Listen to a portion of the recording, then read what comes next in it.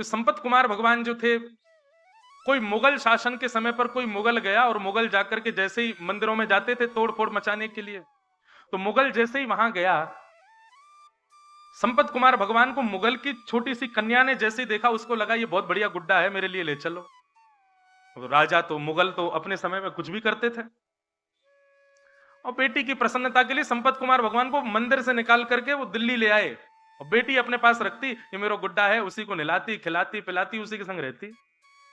वो तो साक्षात ठाकुर जी हैं। एक दिन रात्रि में रामानुजाचार्य जी शयन कर रहे थे, संपत कुमार भगवान स्वप्न में प्रकट हो गए। प्रकट होकर बोले, तुम आराम फरमा रहे हो, आनंद कर रहे हो, और यहाँ पे हमको ये मुगल लोग ले आए हैं गुड्डा समझ करके, इनकी बेटी हमारे संग में ऐसे खेलती है जैसे गुड्डा गुड़िया का खेल। ठाकुर जी रामानुजाचार्य जी बोले, भगवान आज्ञा करो, क्या करें? बोले, आज्ञा क्या करें, जल्दी आओ, हमको लेके जाओ यहां से। तो रामानुजाचार्य जी अपने हजारों शिष्यों के साथ दिल्ली आए, और दिल्ली में उस बादशाह के दरबार में जाकर के स्वामी श्री रामानुजाचार्य जी ने निवेदन किया, हमारे ठाकुर जी को तुम्हारी बेटी गुड्डा मान करके अपने संग ले आई है, हमारे ठाकुर जी हैं, वो कोई गुड्डा गुड़िया नहीं है, उनको हमको वापस कर दो।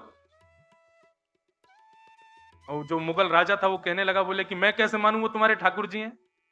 और भाई तुम लोगों के यहाँ तो ऐसा भाव है ना कि ठाकुर जी किसी से ज्यादा रीझ जाए तो उसके पास चले भी जाते हैं, खा भी लेते हैं, पी भी लेते हैं, आनंद करते हैं। यदि तुम्हारे ठाकुर जी हैं तो तुम यहीं खड़े खड़े बुला दो, वो अपने आप कमरे से निकल के आ जाएं। यदि वो आ जाएंगे तो तुम ले जाना, और यदि वो नहीं आए तो चुपचाप यहां से चले जाना। ठाकुर जी को वो जो भी है वो यहीं रहेंगे, मेरी बेटी खेलती है उनके साथ।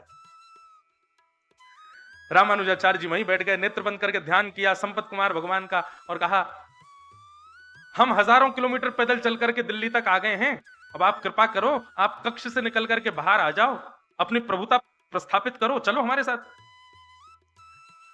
नेत्र बंद करके प्रार्थना की तो ठाकुर जी उनके चित्त में आकर के कहने लगे, बोले, ये कलयुग है, और कलयुग में मैं अर्चक के अधीन होता हूं। अर्चक चाहेगा तो सोऊंगा, अर्चक चाहेगा तो उठूंगा, अर्चक खिलाएगा तो खाऊंगा, अर्चक नहलाएगा तो नहाऊंगा। मैं अपने योग बल से कुछ नहीं करता हूं, मैं अर्चक के अधीन होता हूं। आप ही कक्ष में आइए, मुझको लेकर के जाइए। और जब ठाकुर जी इतना प्रवचन सुनाने लगे तो रामानुजाचार्य को गुस्सा आ गया ठाकुर जी पे। बोले, हम इतने 1000 किलोमीटर पैदल चल के आ गए, वैसे आपको कुछ भी करना हो तो उसमें कोई विधान नहीं आपका है, बलि के यहाँ जाके 2 पग से 3 लोग नाप लेते हैं, खुद के मन में आ जाए तो कुछ भी करोगे, लेकिन हम कह रहे हैं तो अब आप यहाँ पे आकर के, मैं तो अर्चक के अधीन हूं, वो चाहेगा तो ही चलूंगा, वही चाहेगा तो ही करूंगा, बैठे रहो यहीं पे, हम जा रहे हैं वापस यहां से। ठाकुर जी पर जब थोड़ा क्रोध किया तो ठाकुर जी को ऐसा भाव आया कि ये मेरे पिता हैं और मैं इनका पुत्र हूं, और उसी भाव से देखते ही देखते बादशाह के सामने अपने आप संपत कुमार भगवान की प्रतिमा चल करके आई मूर्ति, और कमरा से बाहर आकर के श्री रामानुजाचार्य जी की गोद में आकर के विराजमान हुई गए।